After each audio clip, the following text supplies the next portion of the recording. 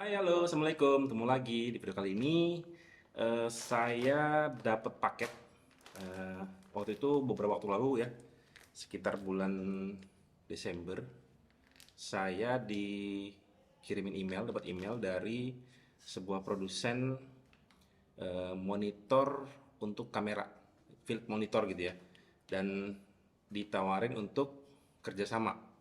Eh, Dikirimin produk, terus saya bikin reviewnya. Kebetulan hari ini produknya datang. Ini belum saya buka sama sekali.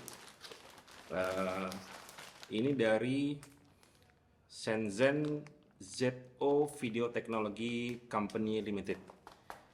Isinya apa saya sebenarnya kurang tahu produknya apa, cuma sekilas katanya sih field monitor gitu ya, HDMI monitor.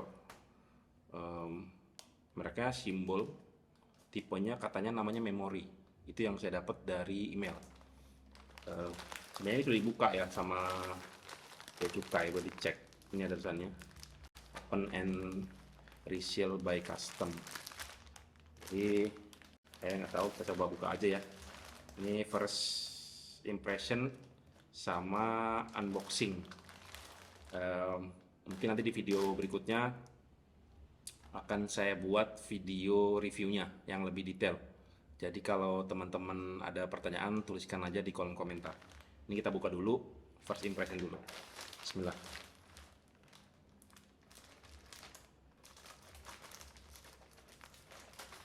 Apakah isinya? Sedikit info juga. Di tadi dikirim sama DHL itu saya disuruh bayar ya, bayar bea impor. Eh, Ternyata setelah saya baca aturannya, saya belum pernah ya, jadi pertama kali. Ternyata aturannya itu barang yang di atas $3 itu kena biaya impor gitu. Kalau di bawah $3 itu nggak kena. Dan ini kalau di dokumennya ini dari sana dituliskan $50 ya, tapi kayaknya sih nggak, lebih daripada $50 kalau harga aslinya nanti.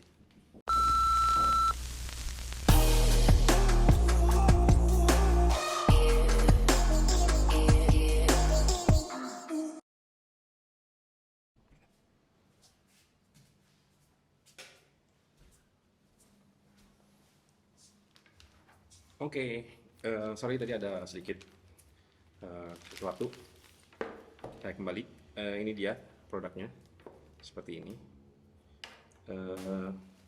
Bener ya, ini namanya mereknya simbol, tipenya memory one. Dan ini kalau lihat dari boxnya ya, ini monitor field monitor tapi juga bisa ngerekord apa yang ada di apa yang masuk ke HDMI-nya gitu ya. Jadi outputnya dari kamera masuk ke sini itu bisa direcord. Terus di sini ada 3D LUT. Kalau ini saya nggak salah ya, di sini ada slot memori. Jadi kita bisa masukin LUT-LUT yang biasa kita pakai. Terus UHD ini sepertinya resolusi si monitornya resolusinya ultra high definition, 1080 jadi ya. Sedangkan 4K ini kayaknya dia bisa nerima input sampai inputannya 4K gitu. Jadi itu speknya yang di depannya. Terus dari sini ini ada spek lagi, misalnya 2000 nits. Jadi kayaknya ini layarnya terang banget. Bisa dipakai di siang hari kayaknya ya. Siang hari bolong gitu tetap kelihatan. Ini kayaknya membantu banget untuk saya ya, pernah record di luar ruangan tuh pakai kamera Sony yang sekarang saya merekam ini, itu agak susah ya. Jadi harus dirubah dulu ke settingan Sony di monitornya itu, dan itu nguras baterai. Jadinya apalagi baterainya Sony A6400 tuh agak kecil, NPFW 50 tuh agak kecil. Jadi ini kayaknya akan bantu banget kalau saya kebetulan syuting wedding yang ada scene outdoornya. Terus di bagian sini bener ini ada recording monitor, jadi bisa nge-record kayak, kalau saya nggak salah itu Atomos Ninja itu bisa nge-record. Cuma nggak tahu resolusinya seperti apa. Ini sama ya, 2000 nit, sini recording monitor. Dan ini kalau saya lihat seperti di spek yang di sini tulisannya materialnya itu aluminium. Kayaknya ini aluminium casingnya. mudah-mudahan ya. Kita lihat dulu. Kita buka. Ini sudah dibuka. Plastiknya udah nggak solid lagi ya, udah dibuka. Tadi kan sudah bilang sama custom udah dibuka.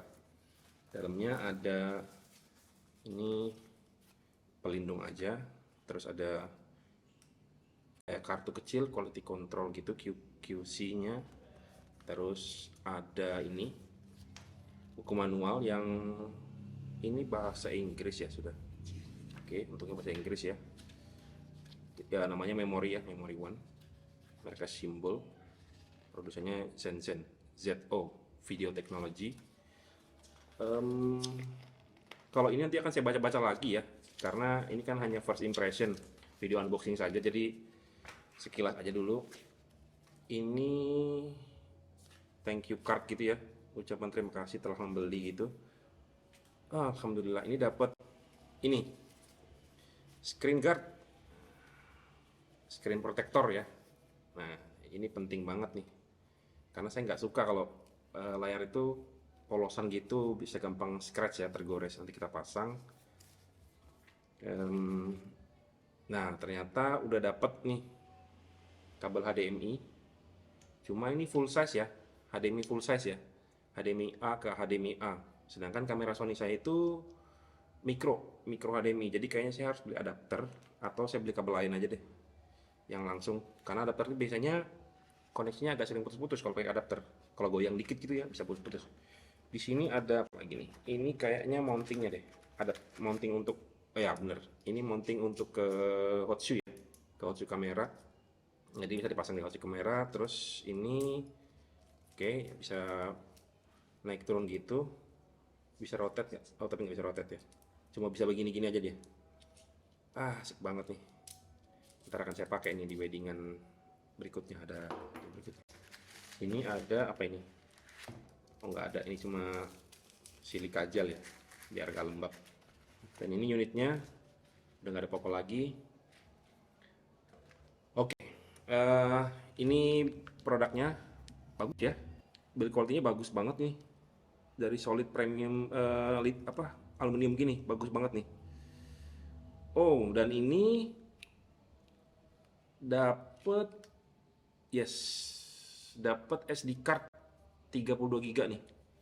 Kalau di produk sebelumnya yang saya lihat itu di websitenya si Simbol ya, di website si Simbol, si Shenzhen ZO ini, di produk sebelumnya itu dia bukan pakai memory card ini, pakai TF, lebih kecil memory cardnya, bukan pakai SD card. Nah ini udah pakai SD card, alhamdulillah lebih gampang ya dipakainya.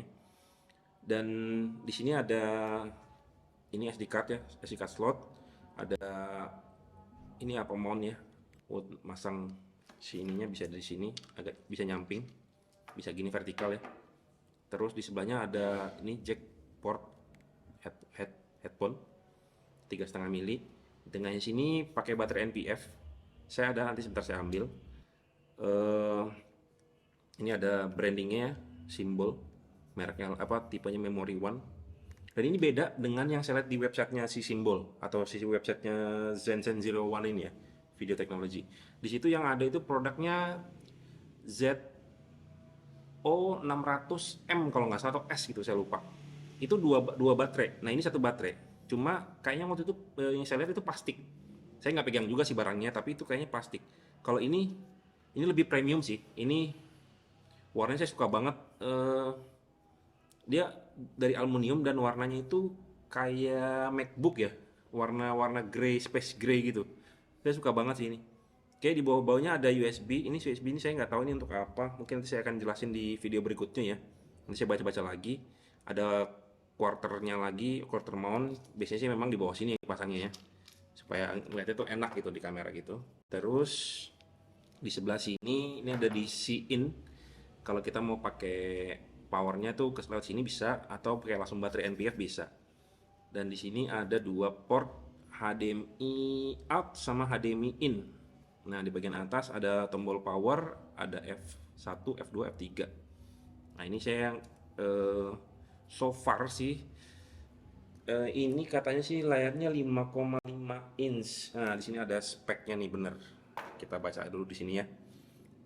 Ini video formatnya 4096 x 2160. frame rate-nya 25/24 atau 23,98, 3840 kali 2160, frame rate-nya 30, 23,98, 25, 24, 23,98. Terus 1080 1920 kali 1080 di 60, 59,3 ya, ini speknya ya, frame rate-nya. Power consumption-nya 10 watt. 10 watt. Kontras rasionya 1200 banding 1. Kayaknya bagus ini layarnya sih. Kayaknya sih bagus ya. Ini kayaknya rezeki banget ya, dikasih sebuah produk yang kebetulan memang saya mau nyari, memang pingin beli gitu, pingin beli produk field monitor seperti ini karena em, makin lama gitu ya ngelihat monitor yang di kamera itu kan agak kecil tuh, itu kalau nggak salah cuma 3 inch ya, apa 1,5 inch saya lupa. Sedangkan ini kan 5 inch, ini 5,5 inch, ini lumayan gede. Jadi untuk teman-teman yang biasa pakai kamera dengan lensa manual gitu, ini pasti bantu ya, karena untuk focusing lebih gampang karena lebih gede gitu kan, ketimbang pakai layar monitor bawaan si kamera. Nah, ini first impressionnya memang saya suka banget sih, build quality-nya bagus ya. Dan di sini sepertinya ada lubang gitu ya, apa ini mungkin untuk buang panas ya. Nah, ini yang tadi saya bilang 3D LUT. Nah, 3D LUT ini kita bisa masukkan di sini. Jadi kalau teman-teman yang bisa nge-shoot pakai log gitu kan, itu kan dia flat ya gambar yang di layar itu ya. Kalau di Sony sih bisa pakai gamma display assist gitu ya, tapi kadang-kadang kalau itu kembalinya kan ke Rec 7 online yang standar warnanya gitu. Kadang-kadang kan kita pakai LUT tuh, habis itu kita edit di komputer itu pakai LUT lognya. Nah, kalau kita sudah punya LUT, kita bisa masukin LUT kita yang bisa kita pakai di sini. Jadi saat kita exposure, setting exposure, saat kita shoot videonya, kita udah tahu nih ntar jadinya bakal gimana gitu. Karena LUT-nya udah ada di sini gitu. Kita udah bisa tampilin LUT-nya. Sekilasnya kayak gitu deh. Tapi ini kan cuma first impression ya. Sebentar saya coba ambil baterai NPF dulu. Oke, ini dia baterai NPF saya. Ini agak gedean sih sebenarnya ya untuk ini. Mungkin nanti saya akan coba beli yang lebih kecil. Ini yang 970 kalau nggak salah, NPF yang 970, yang paling besar. Ya bener, NPF yang 970, F970. Ada yang lebih kecil di bawahnya, tapi yang saya ada ini, nanti saya akan beli lagi. Dan saya suka nih, ada lockingnya ya. Jadi bukanya tuh nggak dipaksa gitu, karena benar-benar ada penguncinya gitu. Oke, udah ngeklik. Terus kita coba nyalain ya. Oke, dia nyala. Logonya sih kayak petir gitu ya, simbol, terus di atasnya huruf I ini ada kayak wireless transmission gitu. Karena ini kalau saya nggak salah nih ya, nggak tahu ini fiturnya ada juga nggak di sini. Kalau di yang ZO itu si monitor itu sekaligus transmitter dan receiver juga.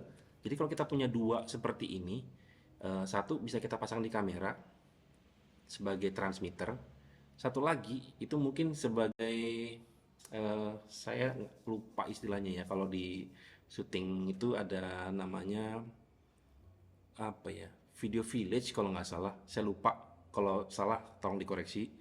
Itu nanti di situ si sutradara atau mungkin produser itu bisa nonton di situ tanpa harus ganggu si kamera operator gitu, karena kamera operatornya kan eh, di set ya, di lokasi saya syutingnya. Terus agak jauh lagi itu ada monitor untuk mengawasin si si hasil shootnya si video operator gitu, kamera operator. Jadi nah di tipe yang sebelumnya itu yang ZO600M itu kalau nggak salah itu bisa ada transmitter. Nah, kalau ini saya nggak tahu nih, apakah ini bisa transmitter juga atau ini hanya recorder. Tapi kalau dari kotaknya sih ini recording monitor ya. Ini cuma untuk merekam sih. Karena ini udah jelas ya, di sini ada tombol record, ada tombol play. Ini kalau ini kunci, ini buka. Oke, kita klik di sini. Wow, lumayan tajam ya. Dan di sini ada indikator baterai, jadi enak ya, nggak khawatir gitu kalau baterainya tahu habis gitu. Ada indikatornya. Di sini ada scene menu, di sini ada, oh ini ada waveform, sebelahnya ada RGB, ada histogram, dan ada vector scope ya. Terus opacity-nya bisa kita setel, mau kita redupin atau terangin ya. Cuma ini karena saya nggak ngerekam apapun, nggak masuk, nggak ada HDMI yang monitor masuk, jadi nggak terlalu kelihatan nih. Ini agak kurang responsif ya, tapi mungkin gara-gara ini belum saya buka ya. Nanti harusnya saya buka dulu sih ini. Kletek dulu deh, kletek. Hmm, enak banget ya di kleteknya. Mantap sih, cakep cakep cakep. Cakep sih, saya suka ini. Terus sebelahnya ada menu apa lagi nih? Ini marker. Nah, ini coba kita matiin dulu, bisa nggak ya?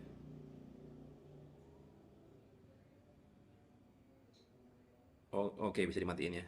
Kalau kita pencet semuanya dia bisa mati, nggak ada ininya, scope-nya. Nah, terus sebelahnya ini adalah marker. Nah, ini kalau kita mau tampilin save area-nya ya. Misalnya kita nge-shootnya itu pakai lensa yang nanti bakal kita kayak anamorphic gitu ya. Nah, itu bisa kan nanti dia ditarik ulang ya kan, karena dia kan stretch gitu, nanti ditarik ulang, kecilin. Nah, itu pakai save area-nya seperti itu. Ini ada gridnya bisa kita atur. Nah, ini mau berapa kali berapa lines-nya. Ini 3 kali 3 ini. Nah, ini kali 4 kali 3 kali 2. Terus ini sebelahnya, nah ini anamorphic di squeeze. Nah, sorry, ini yang anamorphic. Kalau ini tadi apa ya? Save area ini mungkin seandainya kita mau cropping gitu ya. Atau mungkin kita pakai, ya itu untuk cropping kayaknya. Seandainya nanti kita mau cropping. Terus ini tadi grid, bisa kita matikan. Ini anamorphic di squeeze, bisa kita matikan. Rasionya nanti ada di sini pilihannya. Bisa kita lihat nanti.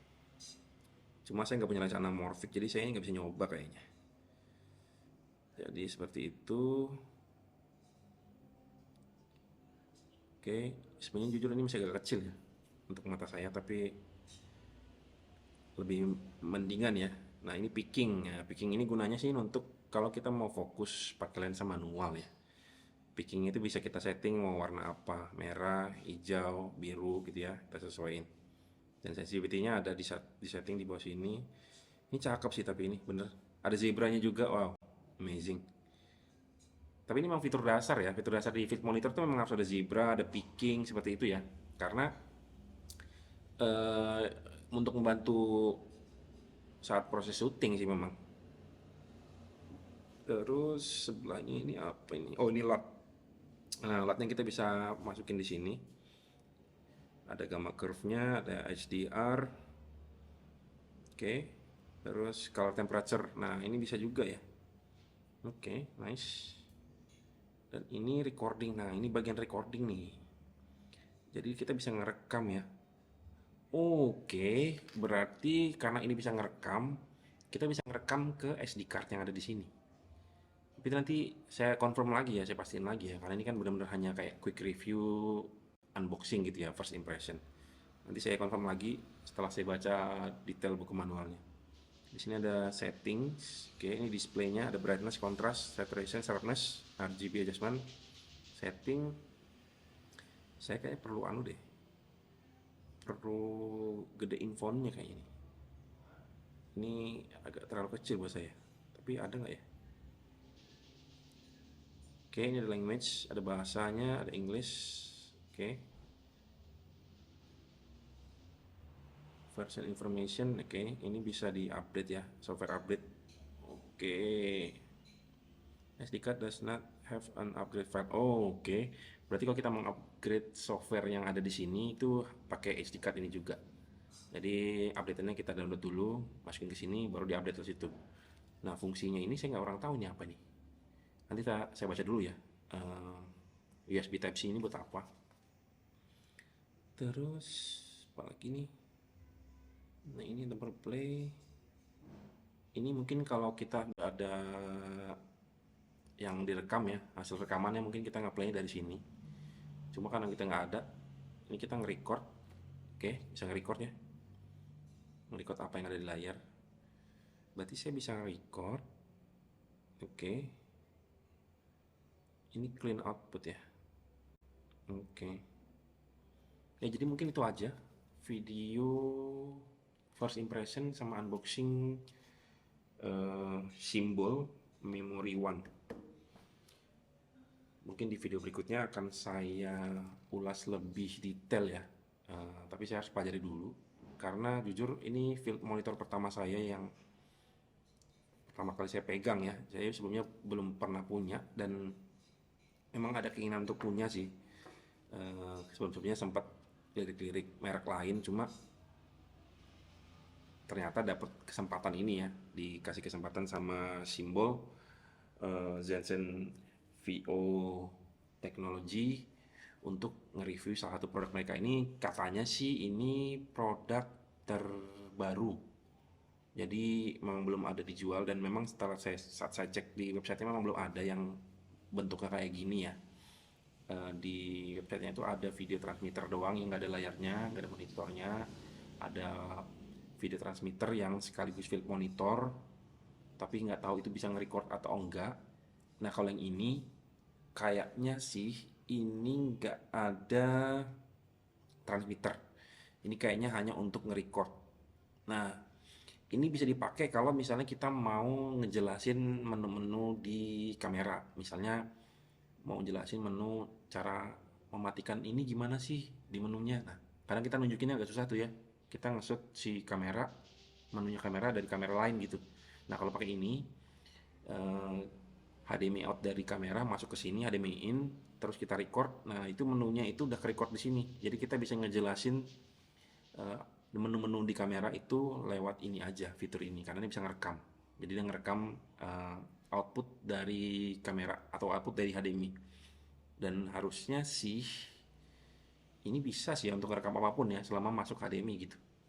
Apapun yang kita tampilkan dari HDMI out masuk ke HDMI in di sini itu bisa direkam harusnya sih. Karena kan sinyal ya, sinyal HDMI ya. Jadi seperti itulah. Mungkin itu aja. Saya jujur belum banyak bisa ngomong ya, karena fungsi-fungsinya ini harus saya pelajari lagi dulu. Tadi sekedar ini saja, dan ini salah satu fitur yang juga akan bantu saya sih kalau memang benar, karena di kamera Sony saya A6500 itu nggak ada earphone jack gitu ya, jadi nggak ada port untuk masukin earphone. Jadi saya nggak tahu, kadang-kadang tuh saya cuma ngeliat dari levelnya aja, level audio tuh nggak tahu hasil audio ntar kayak mana. Nah kalau kayak gini HDMI out dari kamera masuk ke sini, terus saya bisa pasang headphone, jadi saya bisa sambil monitor audio outputnya seperti apa gitu. Karena di wedding itu kadang-kadang kita deg-degan juga, audionya clean apa enggak nih, makanya biasanya pakai backup, ada backup lagi gitu, ngerekam dari kamera juga, ngerekam pakai recorder juga. Seperti saya sekarang ini ada recorder, saya ngerekam dari recorder, terus ngerekam lagi dari mixernya si sound system gitu. Tapi kalau pakai ini saya mungkin bisa pakai ini ya, untuk dengerin langsung gitu apa yang ditangkap sama si kamera. Nice. Thank you Simbol udah kirimin produk ini. Saya pasti akan bikinnya video kedua. Jadi kalau teman-teman ada yang mau ditanyain soal produknya ini, tuliskan aja di kolom komentar. Sebisa mungkin akan saya coba cari tahu dan akan saya jawab di kolom komentar, atau saya jawab di video keduanya. Sekian video saya kali ini, semoga video ini bermanfaat. Assalamualaikum.